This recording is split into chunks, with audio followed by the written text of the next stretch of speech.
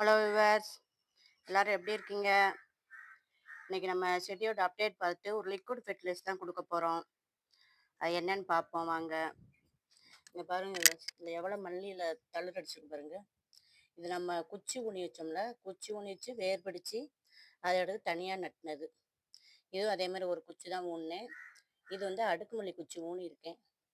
இனிமேல் தான் தழுக்குன்னு நினைக்கேன், பார்ப்போம். இது வந்து கல் ரோஜா ஒரு வீட்டிலேருந்து எடுத்தாந்து வச்சது. இதுவும் வாடலை, சைடு தழுக்க ஆரம்பிச்சிட்டாங்க. கனகாம்பரம் எவ்வளோ சிறப்பாக வருது பாருங்க. சங்குப்புள்ள இன்னைக்கு ஒரு பூ பூத்துருக்குது. காலையில் ஒரு தடவை தண்ணி விட்டாச்சு விவர்ஸ்.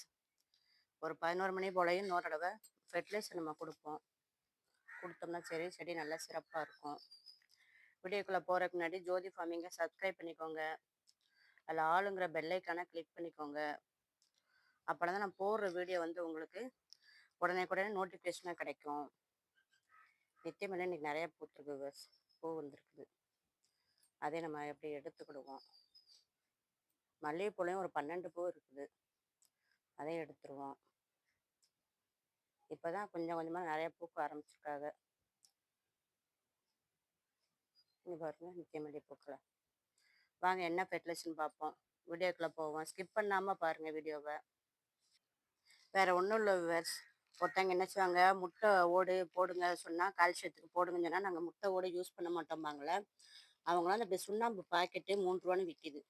இதை வாங்கி என்ன செய்யுங்க, தண்ணியில் ஊற வச்சு, அப்போதே நான் ஊற வச்சுட்டேன். நல்லா நல்லா ஊறிடுச்சு. இந்த பாருங்க கலர் சேஞ்ச் ஆகுது பார்த்தீங்களா. இதை எடுத்து என்ன செய்யுங்க, செடிகளுக்கு கொடுத்து விடுங்க. கொடுக்கும்போது இதில் கால்சியம் சத்து நிறையா இருக்கும். இது செடிகளும் என்ன செய்யும், சிறப்பாக வரும். காய்களும் நல்லா திரட்சியாக வரும். அது மாதிரி எல்லா செடியிலையுமே ஒரு தொட்டியில் என்ன செய்யுங்க, இந்த கொழிஞ்சி செடி பாருங்க, விதை போட்டது. எல்லா தொட்டிலுமே ஒரு ஒரு கொழிஞ்சி செடி இருக்கும். கொழிஞ்சி செடி இருந்தாலே சரி, செடி நல்லா சிறப்பாக வரும். அது ரோடு சைடே நமக்கு கிடைக்கும், அதை கொடுத்தாலும் நல்லாயிருக்கும். இந்த நித்தியமல்லி செடிக்கு என்ன செய்வோம், இதையே கொடுத்து விடுவோம். அதுபோல் கீழே ஃபுல்லும் பாவக்காய் கன்று வந்திருக்கு பாருங்க. இந்த பாவக்காய்லாம் நல்லா திரட்சியாக பெருசாக வர்றதுக்கு தோலெல்லாம் நல்லா திண்ணமாக இருக்கும் இந்த சுண்ணாம்பு கரைசல் கொடுக்கும்போது. அதனால் நீங்களும் இதை ஃபாலோ பண்ணுங்கள். சும்மா சாதாரண மளிகை கடையிலே கிடைக்கும். அதைத்தான் நான் என்ன செய்ய போகிறேன், எல்லா செடிகளுக்கும் கொடுத்து விட போகிறேன். இது நல்ல இயற்கையான உரம் தான், செடி நல்லா சிறப்பாக வரும். இது பீக்கங்காய் கொடி. இதுக்குள்ளேயே பாருங்கள் வேறு ஒரு மருதாணி செடி ஒன்று வருது. விதை எப்படியோ ஒரு நாள் தூக்கி போட்டதெல்லாம் உளுந்து வருது. இது தனியாக எடுத்து நட்டு விடணும்.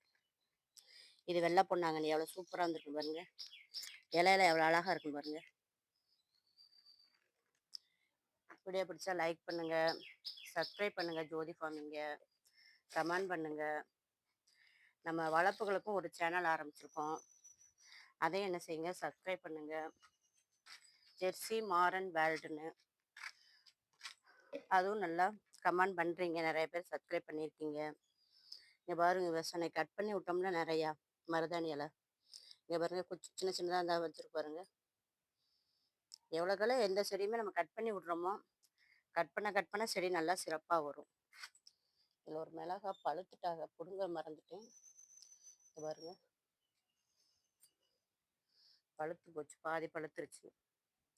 இந்த மிளகா கொடை மிளகாலையும் மிளகா வரப்போகிறாங்க. தேங்க்யூ.